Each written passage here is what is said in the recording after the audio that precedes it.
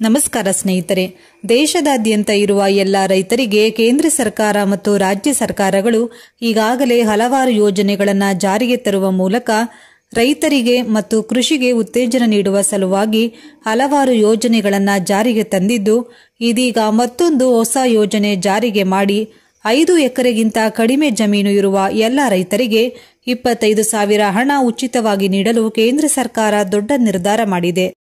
ಹಾಗಾದ್ರೆ ಬನ್ನಿ, ಆ ಯೋಜನೆ ಯಾವುದು, ಎಂತಹ ರೈತರಿಗೆ ಕೇಂದ್ರ ಸರ್ಕಾರ ಉಚಿತವಾಗಿ ಹಣ ಕೊಡುತ್ತಿದೆ, ಎಲ್ಲಿ ಅರ್ಜಿಯನ್ನ ಸಲ್ಲಿಸಬೇಕು ಮತ್ತು ಬೇಕಾಗಿರುವ ದಾಖಲಾತಿಗಳು ಏನು ಎಂಬುದರ ಕುರಿತು ಕಂಪ್ಲೀಟ್ ಡೀಟೇಲ್ಸ್ ಈ ವಿಡಿಯೋದಲ್ಲಿ ತಿಳಿಸಿಕೊಡ್ತೀವಿ. ಬನ್ನಿ, ನೀವು ಕೂಡ ರೈತರಾಗಿದ್ರೆ ಅಥವಾ ರೈತ ಕುಟುಂಬಕ್ಕೆ ಸೇರಿದವರಾಗಿದ್ರೆ ತಪ್ಪದೇ ಈ ವಿಡಿಯೋವನ್ನ ಈಗಲೇ ಲೈಕ್ ಮಾಡಿ ಹಾಗೂ ಕೊನೆಯವರೆಗೂ ನೋಡಿ.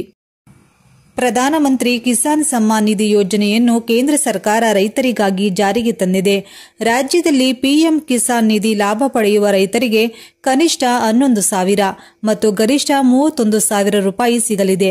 ಸಣ್ಣ ಮತ್ತು ಅತಿ ಸಣ್ಣ ರೈತರಿಗೆ ಮಾತ್ರ ಕೃಷಿ ಆಶೀರ್ವಾದ ಯೋಜನೆಯ ಲಾಭವನ್ನು ಪಡೆಯಲು ಅರ್ಜಿಯನ್ನ ಸಲ್ಲಿಸಬಹುದು. ಅದೇ ರೀತಿ 5 ಎಕರೆ ಕೃಷಿ ಭೂಮಿ ಹೊಂದಿರುವ ರೈತನ ಖಾತೆಗೆ 25,000 ರೂಪಾಯಿ ರಾಜ್ಯ ಸರ್ಕಾರದಿಂದ ಮತ್ತು 6,000 ರೂಪಾಯಿ ಕೇಂದ್ರ ಸರ್ಕಾರದಿಂದ, ಹೀಗೆ ಒಟ್ಟು 31,000 ರೂಪಾಯಿ ಬಂದು ಸೇರಲಿದೆ. ಫೆಬ್ರವರಿ 24, 2025ರಂದು ಕೇಂದ್ರ ಸರ್ಕಾರವು ಪಿಎಂ ಕಿಸಾನ್ 19ನೇ ಕಂತನ್ನ ಬಿಡುಗಡೆ ಮಾಡಿತ್ತು.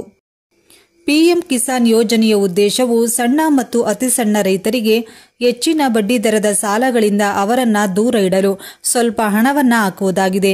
20ನೇ ಕಂತಿಗಾಗಿ ಜನ ಕಾಯ್ತಾ ಇದ್ದಾರೆ. ಆದರೆ ಸರ್ಕಾರವು ಇನ್ನೂ ಅಧಿಕೃತ ದಿನಾಂಕವನ್ನು ಪ್ರಕಟ ಮಾಡಿಲ್ಲ.